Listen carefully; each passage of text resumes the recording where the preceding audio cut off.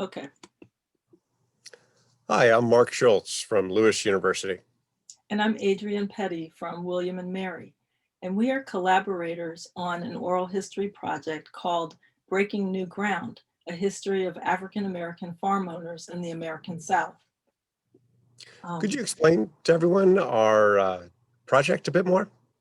Sure. So our project ended up being a collection of 300 interviews that the two of us, along with more than 24 student collaborators, engaged in putting together across 2 summers. They're interviews with African American farm owners and their descendants. Mark and I embarked on this project together because we were concerned, but very passionate, that we collect the stories of African American farm owners and their descendants before these stories really were no longer available. There's such a rich history of African Americans owning farmland in the South in particular. And African Americans reached the high point of owning land in the South early in the 20th century. And so we wanted to make sure that these stories were preserved for posterity. We are also using these interviews for a book that we're collaborating and writing, which is tentatively also titled Breaking New Ground. And Mark, could you talk about the advantage of using oral history to tell the story of rural and agricultural spaces? Sure. A great deal of agricultural history is based on traditional archival materials, government records, uh, statistics, census records, tax digests. These are very important. They give us the overall structure of the economy, give us a solid sense of the demographics of a community. But they leave out an awful lot of the subjective experience. They leave out the details of people's ordinary lives. They leave out the strategies that families used and the strategies that evolved over time. They leave out the way that labor was allocated within families. They leave out the way that uh, families understood their relationship with their neighbors, how they related to the surrounding community, both in shared work, in recreation, in church affiliation. Um, it Oral history gives us all this. It tells us how people adapted to changing times, changing government policies, how they adapted to the experience of moving off the land, as most farmers have done over the course of the 20th century. So the oral history archive, this remembered archive, which is not perfect, it has its flaws like every other kind of source does, gives us a kind of subjectivity and access to people's lived experience in the social cultural details of life that other sources simply leave out. It's the most democratic of all archives. Any elderly person that you could meet, coming from whatever group they represent, can tell you their story. So it's worth taking the time to track these people down, to find them, and to help them share their memories and their experience for posterity. Adrienne, our collection has about 300 interviews that have been done so far. Can you tell the audience how we located these people? Yes, we were really fortunate to be able to draw upon the networks, the kinship networks, and just local knowledge of our research fellows.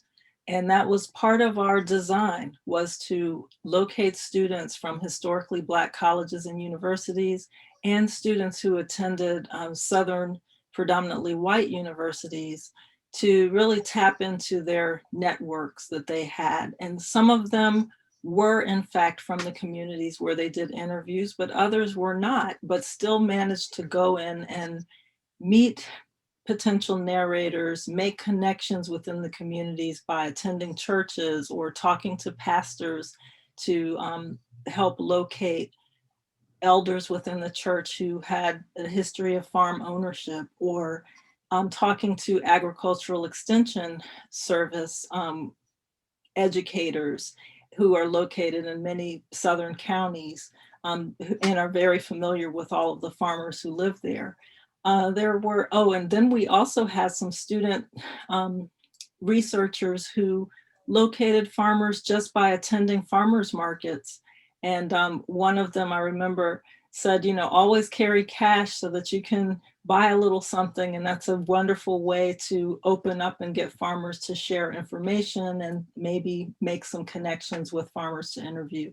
So that's really, those really mix of methods succeeded in getting us interviews from across the South. I would say from places that some people wouldn't call Southern, but Oklahoma, Missouri, Mississippi, Arkansas, all the way over to the Eastern Seaboard.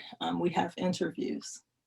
And Mark, could you share what practitioners or curators and public historians at agricultural museums can learn from our experience with this oral history project? Sure. Adrienne and I found that it was crucial to partner with institutions. We worked with University of North Carolina, Chapel Hill's oral history program, and also with the oral history program of the University of Southern Mississippi. And they gave us facilities, let us use facilities for training our researchers for a weekend each year, and also very importantly gave us a platform for storing the interviews after they'd been conducted and making them available digitally to the broader community for researchers as well as the interested public. So we found that partnership to be absolutely crucial. We couldn't have done it without them. I found the partnership with Adrienne to be a joyful thing. Historians tend to work alone. We're strange that way compared to scholars in other fields. And I just want to encourage people to find somebody as sharp and collegial as Adrienne and give it a try.